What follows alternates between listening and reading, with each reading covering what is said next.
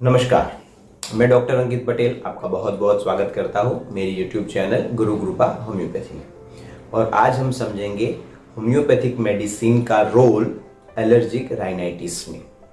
Allergic rhinitis यानी ये जो रोग है वो उसके शब्द से ही हमको मालूम होता है कि ये एक एलर्जिक है।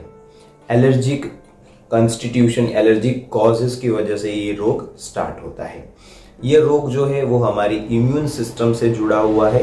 जो इम्यून सिस्टम हाइपर रिएक्ट करती है और उसकी वजह से हमारी बॉडी में ये डिस्टर्बेंस पैदा होता है जो हमारे पर्टिकुलरली रेस्पिरेटरी सिस्टम यानी श्वसन तंत्र से जुड़ा हुआ रोग है। तो आइए समझते हैं एलर्जिक राइनाइटिस के बारे में। सबसे पहले इसके कॉजेज के ऊपर हम थोड़ा बात करते हैं, क्या क्या कॉजेज हो सकते हैं। तो जैसे कि हमने पहले डिस्कस किया कि ये इम्यून सिस्टम जो हाइपर रिएक्टिव होती है किसी एलर्जन यानी बाहर से हमारे शरीर में ऐसे तत्व दाखिल होते हैं जो दाखिल होते ही हमारी इम्यून सिस्टम एक ऐसा रिएक्शन देती है जिसकी वजह से इसके रोग के साइन एंड सिम्टम्स हमको दिखाई पड़ते हैं। तो ये कौन कौन से एलर्जन होते हैं, जैसे कि उसके कॉजेज है, जैसे कि एज फॉर एग्जांपल ये कोई डस्ट भी हो सकती है, ये क्लाइमेट चेंज भी हो सकता है, ये टेम्परेचर चेंज भी हो सकता है, ये पोलन्स भी हो सकता है। कभी कभी हम रसोई घर में कोई रसोई पकाते हैं तो उसकी स्मेल भी हो सकती है, या कोई दूसरी प्रकार की स्मेल भी जो हमारी बॉडी में जाती है और ये रिएक्शन पैदा करती है। उसके साथ साथ हम देखते हैं कि भाई सपोज कि कोई दिन में, जैसे कि मॉर्निंग का क्लाइमेट कभी कभी स्टिम्युलेट करता है, नाइट का क्लाइमेट कभी कभी स्टिम्युलेट करता है। एक कंट्री से दूसरी कंट्री में जाते हो तो भी ये स्टार्ट हो जाता है। तो इसके कॉजेज है कि भाई sand, pollens, climate change, temperature change, smell, ये इसी प्रकार के बाहरी तत्व होते हैं जो हमारे शरीर में जाते ही हमारा बॉडी उसके कांटेक्ट में आते ही एक रिएक्शन देता है जिसकी वजह से ये एलर्जिक राइनाइटिस आपको हो सकता है। ये जो एलर्जिक राइनाइटिस है वो कॉमन कोल्ड और एलर्जिक राइनाइटिस कभी कभी दोनों उसके जो साइन एंड सिम्टम्स होते हैं वो ऑलमोस्ट कॉमन होते हैं, लेकिन डिफ्रेंशिएट करने के लिए हम आपको ऐसा कह सकते हैं कि भाई कॉमन कोल्ड जो होता है वो सेल्फ लिमिटेड होता है, जैसे 3 से 5 दिन या 5 से 7 दिन के भीतर भीतर वो चला जाता है। लेकिन एलर्जिक राइनाइटिस वो बहुत लंबे समय तक आपके साथ रह सकता है।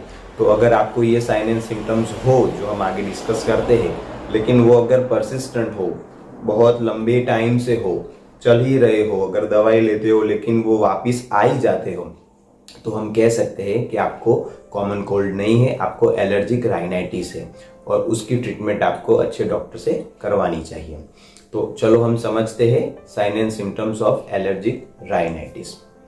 सबसे पहले जो साइन एंड सिम्टम्स होता है वो स्नीजिंग, छींके, इतनी ज्यादा छींके आती है, सडनली स्टार्ट होती है, कभी कभी 5-7 होती है, किन किन को 10-15 और किन किन को 50-50 छींके आती रहती है। उसके साथ साथ हमारे नाक में से एकदम पतला चिकना प्रवाही डिस्चार्ज निकलना स्टार्ट हो जाता है। हमारे नाक के अंदर खुजली आना, इचिंग, और बहुत जैसे अपने को ऐसा लगता है कि कुछ ऐसा अंदर चल रहा है जिसकी वजह से आपको ज्यादा ऐसा करते रहना पड़ता है। उसके साथ साथ कभी कभी नोज ब्लॉक भी हो जाता है, नाक बंद हो जाता है, और उसके साथ साथ कभी कभी अपने को गले में खराश जैसा होना या गले में खुजली जैसा होना स्टार्ट हो जाता है। उसके साथ साथ आंख में से भी पानी और आंख में भी खुजली जैसा हमको महसूस होता है।